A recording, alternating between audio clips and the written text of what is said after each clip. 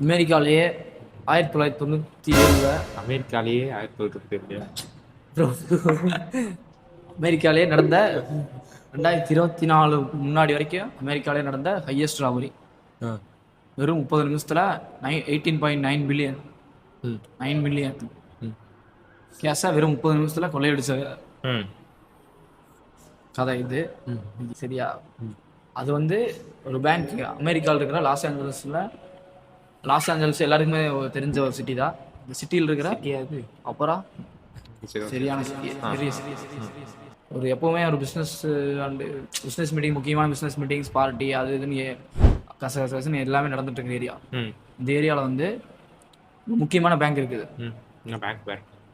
Bank பேர் வந்து Ormond depot. சரியா? அந்த பேங்க்ல தான் வந்து நம்ம ஆளுங்கிற இந்த கதையோட மெயின் கேரக்டர் வந்து வேலை செய்கிறார். என்ன வேலை? பாதுகாப்பு ஆய்வாளர். அந்த பேங்க்குக்கு பாதுகாப்பு ஆய்வாளராக வேலை செய்கிறார். அதுக்கு ஒரு பாதுகாப்பு, அவன் அந்த அமௌண்ட்டுக்கு அதுக்கெல்லாம் பாதுகாப்பு ஆய்வாளராக வேலை செய்கிறான். அவன் வந்து ரொம்ப ஏழ்மையில் இருக்கிறான். அவன் மாத சம்பளத்தை கொடுக்கறது தான் வாங்கி வாங்கி வீட்டுக்கு வச்சு சமாளிச்சுட்டான். அதை வந்து அவனால் அதை வச்சு சமாளிக்க முடியல. ஒரு நாள் யோசிக்கிறான், இதவே நம்ம இந்த பணத்தையும் நம்ம கொள்ளையடிச்சிட்டு போனால் என்ன அப்படின்னு யோசிச்சு பிளான் போடுறான்.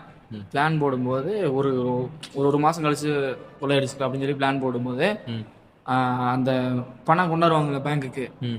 அந்த பணம் அந்த லாரியில் கொண்டு வர்றவங்க கூட ஏதோ தகராறு, ஒரு ஏதோ பிரச்சனையாகி நீ அடுத்த நாளே வேலையை விட்டு தூக்கிடுறாங்க. அந்த அன்னைக்கே அவன் பிளான் போடுறான், நாளைக்கே தூக்கி ஆகணும் அப்படின்னு. அந்த அன்னைக்கு ஏன்னா வெள்ளிக்கிழமை தான் வந்து பேங்க்ல பணம் அதிகமாக வந்துட்டு போகும். லாக்கரும் ஓப்பனில் இருக்கு. எங்கேயோ பார்த்த மாதிரியே இருக்கு. எங்கேயும் பார்க்கறது இல்லை. லாக்கர்ல அதிக நாள் லக்கி பாஸ்கர்ல பார்த்த மாதிரி. லக்கி பாஸ்கரா இங்க வந்து வெள்ளிக்கிழமை அந்த அன்னைக்கு தான் பணம் வந்து அதிகமாக உள்ள வேற போயிட்டு இருக்கு. அதே மாதிரி லாக்கர் ஓப்பனில் இருக்கு. ஓகே, இவனை வந்து வேலையை விட்டு தூக்கிட்டாங்க. ஆனால் அந்த கீன்னு அவன்கிட்ட தான் இருக்கு. பேங்கோட கீ அவன்கிட்ட தான் இருக்கு. அடுத்த நாளே அவன் ஃப்ரெண்ட்ஸுக்கு, சின்ன வயசு சைல்டுஹுட் ஃப்ரெண்ட்ஸ் எல்லாம் ஒரு 4-5 பேர்த்த சேர்த்திட்டு அந்த அன்னைக்கே கொள்ளையடிக்கலான்ட்டு கீ மாஸ்க்ஸு, அப்புறம் சும்மா அந்த கண்ணு பொம்மட்டு போய் அந்த மாதிரிலாம் எடுத்துகிட்டு இறங்கினான். நைட்டு 12:30 கரெக்டா இறங்கி பணத்தை தூக்கிட்டு வந்துடுறான். ஒரு முட்டையா தூக்கிட்டு வந்து அதுக்கப்புறம் டிஸ்டே கேளு எப்படி தூக்கிட்டு வந்தா. ஃபர்ஸ்ட் அவன் வந்து அவனும் அவன் ஃப்ரெண்ட்ஸும் அங்கே அவங்க இருக்கிற எல்லா கேமராவும் இவனுக்கு தெரியும். ஒரு இன்னைக்கு இருக்கிறீங்கன்னா உன்னை ஒரு கேமரா ஒரு பில்டிங் முன்னாடி நிற்க வச்சு அந்த போகிற வழியில் எங்கெங்கே கேமரா இருக்குன்னு அந்த பில்டிங் முன்னாடி நிற்க வச்சு ஃபோட்டோ எடுத்துக்கிறது. ஃபோட்டோ எடுத்து அனலைஸ் பண்ணிக்கிறது, எங்கெங்கே கேமரா இருக்குது அப்படின்னு அனலைஸ் பண்ணிட்டு அது எல்லாமே உட்காந்து ஒரு மேப் மாதிரி, தெளிவாக மேப் மாதிரி எல்லாரும் சேர்ந்து போட்டு பேங்கோட எல்லா வழி எங்கெங்கே எப்படி தப்பிக்கிறது எல்லா ட்ராயிங்கும் பண்ணி அதை யூஸ் பண்ணி கொள்ளையடிக்க ஆரம்பிக்கிறானுங்க. ஒரு கேமராவில் கூட ரெக்கார்ட் ஆகலை.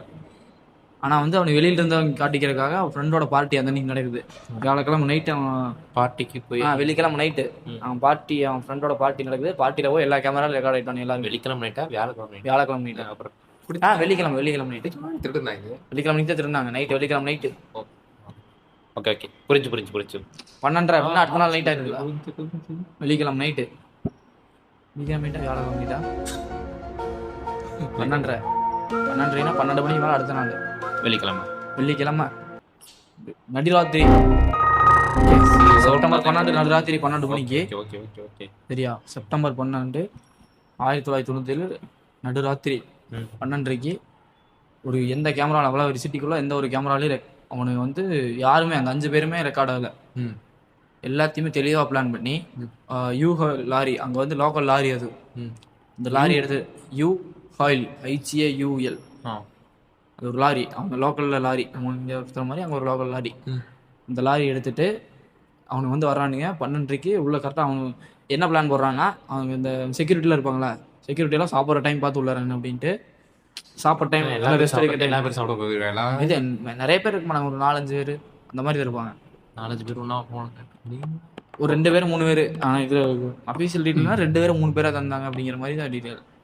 போயிட்டு இறங்கிட்டு நேராகவே ஃப்ரண்ட் கேட் வழியாகவே அதான் கீ வந்துட்டு இருக்குல்ல, ஓப்பன் பண்ணிட்டு உள்ள வரான்.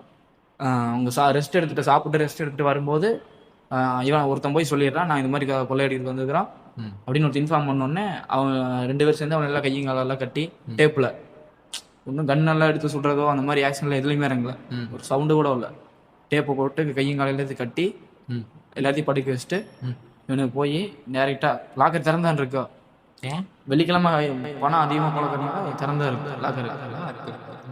அதுதான் ப்ரோ லாஜிக்கு. ஏன்னா இவனுக்கு உள்ளே இருந்தான் ப்ரோ, அவனுக்கு தெரியும் எல்லாமே. உள்ளே இருந்து தெரியும் அவனுக்கு எல்லாமே. அந்த அன்னைக்கு வெள்ளிக்கிழமை பேங்க் லாக்கர் நீக்கிருன்னு அவனுக்கு தெரியும். எல்லா கேமராவும் ஆஃப் ஆன டைம்னா இவன் ரெக்கார்ட் ஆக மாட்டான்னு தெரிஞ்சிருக்கிற டைம்லேயே வந்துருக்கிறான். இந்த டைமில் போனால் நம்ம தெரிய மாட்டோம் அப்படின்னு எல்லாமே நோட் பண்ணி வந்து உள்ளே இறங்கி எடுத்துடுறான். 18 அவன் எடுத்ததில் இன்னொரு என்னன்னா, அந்த நம்பர் எல்லாமே சீரியல் நம்பர் எல்லாமே வேற வேற பை. ஒரு கட்டினா சீரியல் நம்பர் எல்லாமே வேற வேற இருக்குல்ல, ஒரே மாதிரி தான் கண்டுபிடிச்சிருவாங்கல்ல. எல்லாமே வேற வேற பையெல்லாம் எதில் வாங்கி வச்சிருப்பாங்கல்ல. இப்போ நீ என்கிட்ட கொண்டாந்து கொடுக்குறீங்கன்னா நான் பேங்க்ல வாங்கி உள்ள வைப்பேன்ல, அந்த மாதிரி பணமெல்லாம் எந்த பையில் இருக்குதுன்னு அவனுக்கு தெரியும். கரெக்டாக அந்த பையன் மட்டும் 18.9 பில்லியன் பணத்தை அப்பயே தூக்கிட்டு இருக்கும். அந்த பணம் ஃபுல்லா அதெல்லாம் தூக்கிட்டு போனாங்க. எல்லாத்தையும் 5 பேர் 6 பேர் இருக்கானுங்களா? 6 பேர் இப்போ 6 பேர் தூக்கிட்டு போயிட்டு 6 பேர் தூக்கிட்டு வெளியே போயிடறானுங்க. எல்லாமே வெறும் 30 நிமிஷத்துல பேங்க்குள்ள வந்ததுலேருந்து வெறும் 30 நிமிஷத்துல. எவ்வளோ தெரியல, இதெல்லாம் கட் பண்ணி சரியா தூக்கிட்டு வெளியில போயிடுறாங்க. வெளியில போயிட்டு அதே மாதிரி பாட்டில் தானே நம்மளுக்கு எதுக்கு இதை மட்டும் கேளு நீ. 10 லட்சத்துக்கு தான் 1 மில்லியன். வெளியில போயிட்டு மறுபடியும் அந்த பார்ட்டியில் இருந்த மாதிரியே போயிட்டு அது அந்த அந்த கேமரா பார்ட்டியில் சுற்றி இருக்கும்ல, அந்த கேமராலாம் ரெக்கார்ட் ஆயிடுறாங்க. இவங்க மேலே எந்த ஒரு டவுட்டும் இல்லை. ஒரே எவிடன்ஸ் என்னன்னா, யூஹெல் லாரியில் இருந்தால் ஒரு லென்ஸ் எங்கே இருந்து இல்லையா, பிளாஸ்டிக் டெயில் லைட் லென்ஸ் அப்படின்னா நீ வந்து போட்டு கண்டுபிடிச்சிக்க. என்ன ப்ரோ? ஆமாம் ப்ரோ, பிளாஸ்டிக் டெயிலில் ஒரு லென்ஸ் லைட்டு, அந்த மாதிரி அது ஒரு லைட்டு, அந்த லைட்டு கீழே வந்துட்டு போயிடுச்சு. அந்த லைட்டை எடுத்து செக் பண்ணி பார்க்கும்போது இந்த லாரியோடது அப்படின்னு கண்டுபிடிச்சிடறானு. ஆனால் இந்த லாரின்னு ஸ்பெசிஃபிக் கரெக்டாக கண்டுபிடிக்க முடியல. இந்த ஒரு லாரி மாடல் லாரின்னு கண்டுபிடிச்சிடறானு. கண்டுபிடிச்சிட்டு அப்புறம் ஒரு 6 மாதம் ஒரு வருஷம் மட்டும் தேடுறாங்க. 6 மாதம் 1 வருஷம் மட்டும் தேடுறாங்களா? எவ்வளோ இத்தனை வைக்கிறானுங்க. 1 வருஷம் 2 வருஷம் பக்கம் தேடி பார்க்குறானுங்க. எந்த டீட்டெயிலுமே கிடைக்கல இப்படின்னு தானே. ஆனால் அவங்களுக்கு என்னென்னா, கரெக்டாக பிளான் பண்ணி உள்ளே இருக்கிற ஆள் தான் திருடி இருக்கிறான்னு அவங்களுக்கு தோணுது. பேங்க்குள்ளே யாரும் வேலை செஞ்சுட்டு இருந்தவங்க தான் திருடி இருக்கிறான்னு அவங்களுக்கு தோணுது போலீஸ் சேனல். அப்புறம் நல்லா அப்பவும் மறுபடியும் தீவிரமாக எல்லாம் விசாரிக்கிறாங்க. எதுவுமே கண்டுபிடிக்க முடியல. ஏன்னா இவனைத்தான் வேலையை விட்டு தூக்கியிருக்கிறாங்க. கீ அவன்கிட்ட தான் இருந்திருக்கு. ஆனால் அவன் அந்த அன்னைக்கு நைட்டு வந்தானே பார்ட்டியில் இருந்துருக்கிறான். அதனால இவன் மேலே எந்த ரோட்டுமே இல்லை. அதுக்கப்புறம் இவங்க இந்த ஃப்ரெண்ட்ஸ்லாம் இருந்தானுங்களா, இவங்க எல்லாருமே ஒரு பீரியடுக்கு அப்புறம் அந்த பணத்தை எல்லாத்தையும் ஷேர் பண்ணிட்டு எல்லாத்துலேயும் இன்வெஸ்ட் பண்ண ஆரம்பிக்கிறாங்க. இன்வெஸ்ட் பண்ண ஆரம்பிக்கும் போது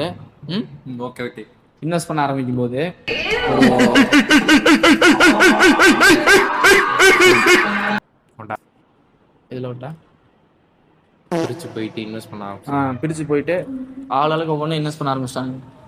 சரியா, இன்வெஸ்ட் பண்ண ஆரம்பிச்சுட்டு ஒருத்த மட்டும் ரியல் எஸ்டேட்டில் இன்வெஸ்ட் பண்ண போயிருக்கான்.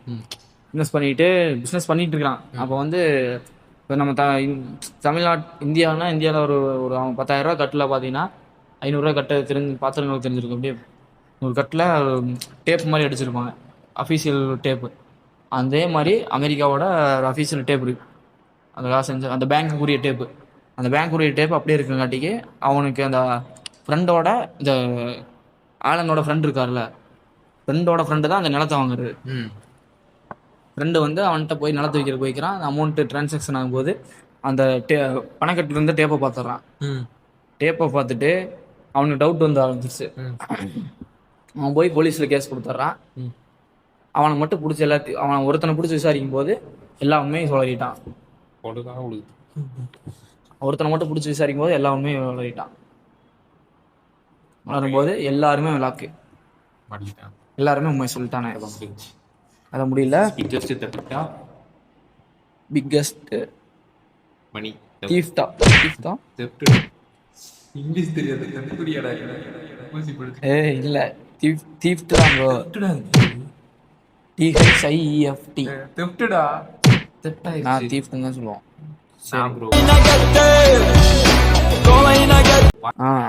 இவன் ஆலன் இருக்கார்ல, ஆலனுக்கு வந்து 24 வருஷம் சரி தண்டனை. சிறை தண்டனை. 24 வருஷம். அதுக்கப்புறம் அவன் கூட இருந்த ஒருத்தனுக்கு 17 வருஷம், இன்னொருத்தனுக்கு 10 வருஷம். எல்லாத்துக்குமே இந்த ரியல் எஸ்டேட் பண்ணவனுக்கு 17 வருஷம், அதுக்கப்புறம் மற்ற இந்த கூட்டா சேர்ந்து பண்ணவனுக்கு 17 வருஷம். அந்த மாதிரி எல்லாத்துக்குமே இதில் அந்த தலைவனாக இருந்த ஆலன் பேஸ்க்கு மட்டுமே 24 வருஷம் தண்டனை. Okay okay. இது வந்து 2024 அமெரிக்காவில் இன்னொரு ஹையஸ்ட் ராபரி நடக்குது. அதுக்கு இந்த 2024 வரைக்கும் அந்த அப்போ நடந்த 1997 நடந்த ராபரி தான் ஹையஸ்ட் ராபரி இருந்துச்சு. அதுக்கப்புறம் 2024 இன்னொரு ராபரி நடந்திருக்குது. அதை வந்து அதுக்கடுத்து ப்ரோ அது வரைக்கும் இவன் வந்து சாதாரண வேலை கரண்ட் அது இல்லையா? அது இல்லை. இந்த கதை வந்து